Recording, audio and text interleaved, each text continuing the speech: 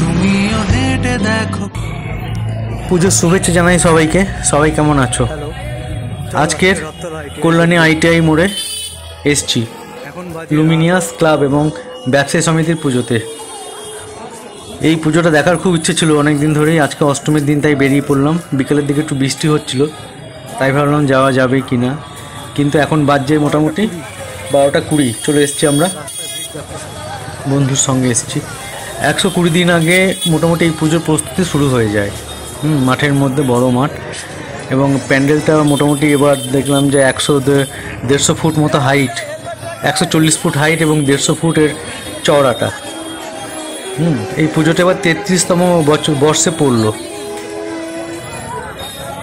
পুজোর থিম বলতে মায়ানমারের একটা বৌদ্ধ মন্দির আছে, সোয়ে ড্রাগন প্যাগোডা, সেই অনুকরণেই করা হয়েছে। প্যান্ডেলের কাজ হয়েছে সাদা, সব পুরোপুরি সাদা রঙের ওপর।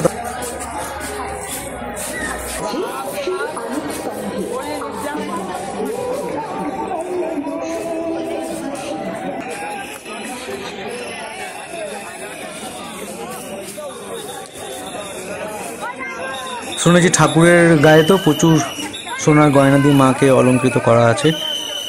আর প্যান্ডেলের কাজ কেমন সে তো চলো দেখি।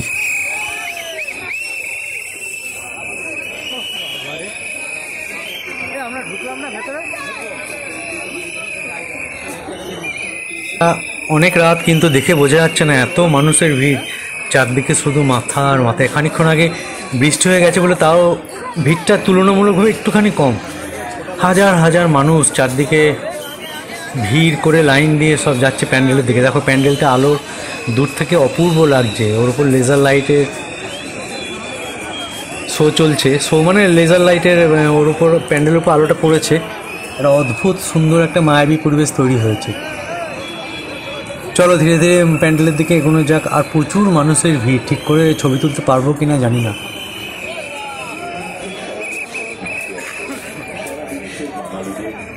সুন্দর লাগছে না, চোখ ফেরানো দায়।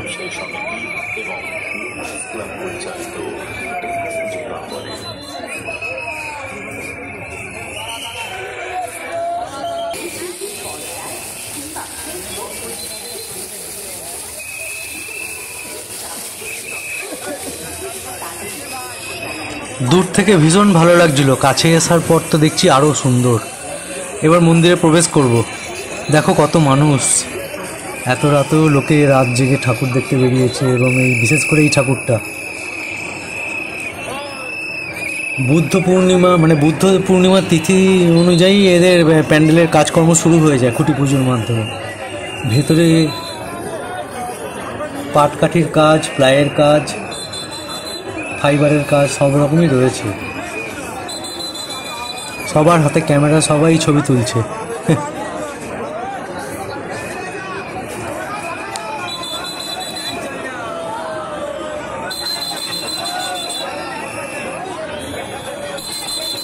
আর শুধু পুলিশের বাঁশি, এত বাঁশির আওয়াজ।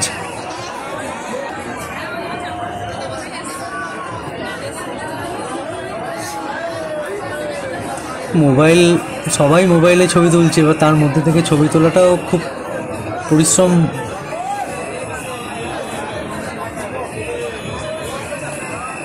অপূর্ব সুন্দর, দেখে সত্যি মনটা ভরে যাচ্ছে।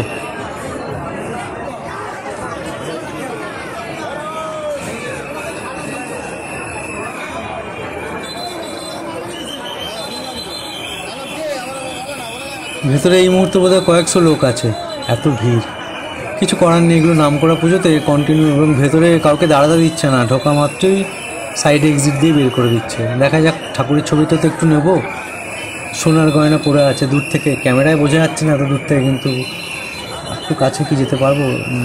ঠাকুরের গায়ে 80 কেজির মতো সোনার গয়না আছে, যা শুনলাম আর কি। এবার ওখানে তো ডিটেল আর কাউকে জিজ্ঞেস করার কিছু নেই।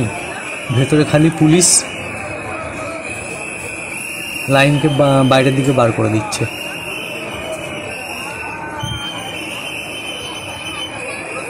কেমন লাগছে তোমাদের? যারা দূরে থাকো, আসতে পারো না, তাদের জন্য ছোট্ট এই প্রয়াস।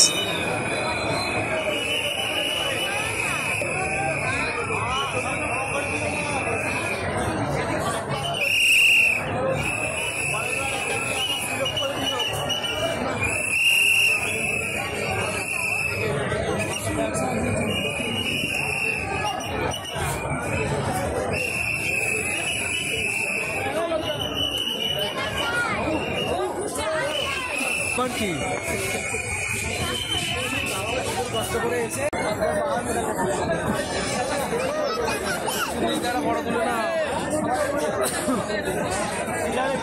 বাইরে বেরিয়ে দেখো কি বিরাট মেলা, আর শুধু মানুষের ভিড়।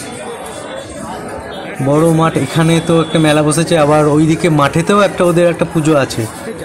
সামনে যে মাঠ আছে সেখানে প্রোগ্রাম হচ্ছে, এটা প্যান্ডেলে লাগোয়া মেলা।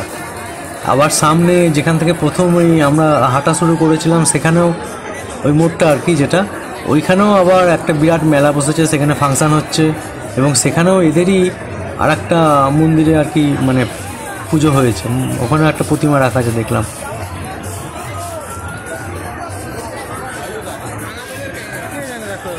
যাই হোক, তোমাদের কেমন লাগলো জানিও। এবছর যারা আসতে পারোনি পরের বার চেষ্টা করবে আসতে, কারণ ভালো পুজোগুলোর মধ্যে এটা অবশ্যই একটা নামকরা পুজো। আমাদের তো ভালোই লাগলো। এবার দেখা মোটামুটি, এবার এখান থেকে আমরা বেরিয়ে যাব। গুড নাইট, ভালো থেকো, আর পুজো সবার ভালো কাটুক।